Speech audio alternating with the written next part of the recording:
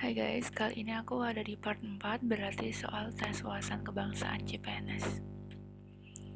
Nomor 1, pemberontakan Dharma Putra Winesuka dipimpin oleh A. Rakuti, B. Rasemi, C. Rayuyu, D. Rawedeng, C. Rabanyak. Jadi kita flashback ke masa lalu bahwa pemberontakannya itu dipimpin Rakuti. Kenapa? Karena sebetulnya itu Rakuti sudah sangat ingin untuk membunuh Sang Prabu karena telah menjadi penyebab meninggalnya sang istri dan telah merusak rumah tangganya. Untuk bisa berdekatan dengan Raja, Rakuti mengatakan dengan terus terang membeberkan kelicinan Mahapati yang selalu membuat laporan palsu dan menyebar fitnah untuk menanamkan permusuhan di dalam istana Majapahit. Sri Raja sangat marah. Rakuti ditugaskan untuk menangkap sang Mahapati. Mahapati yang waspada akan datangnya bahaya segera keluar dari kepahitan untuk lari mengungsi. Segera keluar dari kepatihan ya guys, tadi salah. Agak tipe, jadi bacanya kepahitan, bukan kepahitan hidup. Oke lanjut. Kemudian masuk ke hutan dan mati dalam kenistaan. Alkisah yang ada di Padepokan Padanwangi, Pendeta Damarjati sedang berbincang-bincang dengan Ibunda Rakuti, yaitu Nyai Surengrono. Yang menjadi topik perbincangan adalah mengenai kedua putra yang berlawanan keinginan. Rakuti, putra pertama, sangat tinggi cita-citanya ingin menjabat sebagai raja, sedangkan Kanaka si bungsu sangat setia pada raja dan Majapahit seisinya. Di tengah-tengah mereka berbincang, datanglah Rakuti yang sedang memulai niatnya untuk memberontak. Niatan Rakuti yang seperti itu tidak disetujui oleh sang paman Empu Damarjati, sehingga terjadilah silang pendapat antara Rakuti dan Empu Damarjati. Rakuti yang mendapat dukungan dari ibunya dengan berani menyerang Empu Damarjati. Empu Damarjati ditendangnya hingga terlempar keluar dari padepokan. Dengan serta-merta berkatalah Empu Damarjati yang pendiam itu bahwa Rakuti akan mati di tangan gajah yang lepas dari tali ikatan. Jadi ini kisah sebelum adanya pemberontakan. Jadi ini dongeng sedikit ya guys. Oke lanjut. Indonesia pernah menjalani kehidupan ketatanegaraan sebagai negara serikat, yaitu pada kurun waktu A. 18 Agustus 45 sampai 27 Desember 49. B. 27 Desember 49 sampai 17 Agustus 50. C. 17 Agustus 50 sampai 5 Juli 59. D. 5 Juli sampai 11 Maret 1966. Ini bukan Agustus tapi 1966. E. 11 Maret 1966 sampai 1 Mei 98. Jawabannya di B. 27 Desember 49 sampai 17 Agustus 50. Penggulangan hukum berdasarkan waktu yang diatur, yaitu hukum yang berlaku saat ini yang disebut juga A. Ius Constituendum, B. Ius Constitutum, C. Private Rex, D. Ius Soli, E. Ius Sanguinis. Jawabannya itu Ius Constitutum.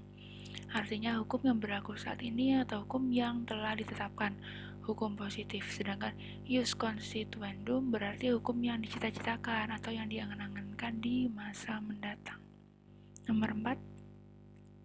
Satu-satunya organisasi pergerakan nasional yang boleh berdiri pada masa pendudukan Jepang adalah A. Partai Nasional Indonesia atau PNI, B. Partai Muslim Indonesia atau Parmusi, C. Majelis Islam Al-Indonesia atau MIAI, D. Partai Sarekat Islam Indonesia atau PSII, E. Partai Indonesia Raya atau Parindra.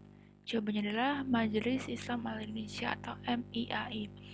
Adalah badan federasi bagi ormas Islam yang dibentuk dari hasil pertemuan 18 sampai 21 September 37. Termasuk tokohnya itu ada Zulfikar Ramazan, merupakan pencetus badan kerjasama ini sehingga menarik hati kalangan modernis seperti almarhum Yusuf Andika dari Muhammadiyah dan Wondo Amin Seno dari Syarikat Islam. 5. Upaya untuk mengerahkan tenaga masyarakat dengan sukarela pada masa Jepang disebut A.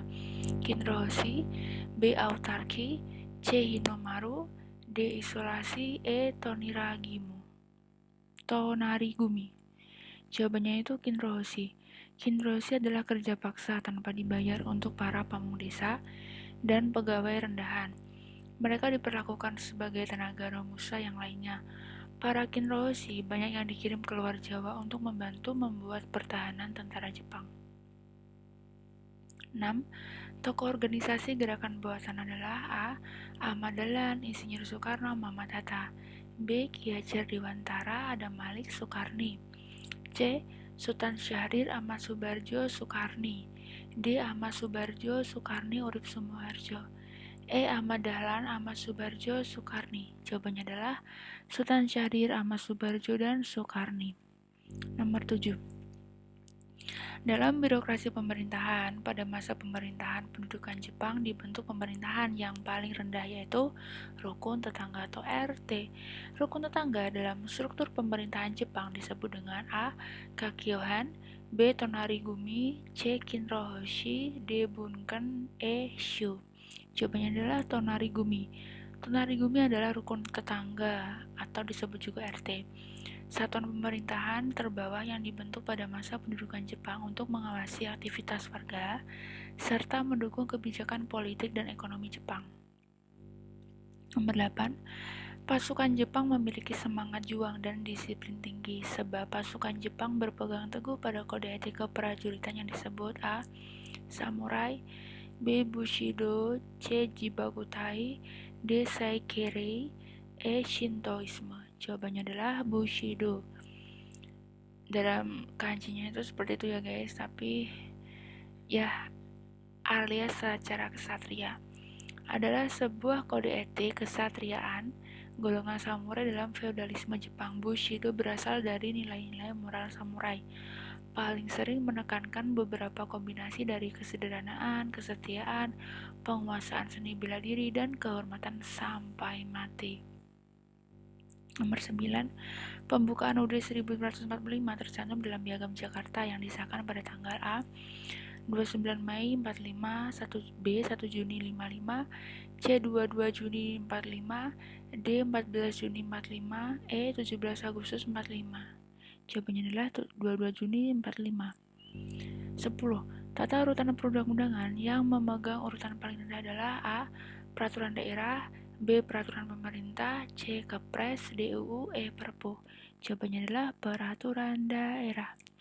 Oke guys, sekian untuk 10 soal kita kali ini. Sampai ketemu lagi di pembahasan soal-soal berikutnya. See ya.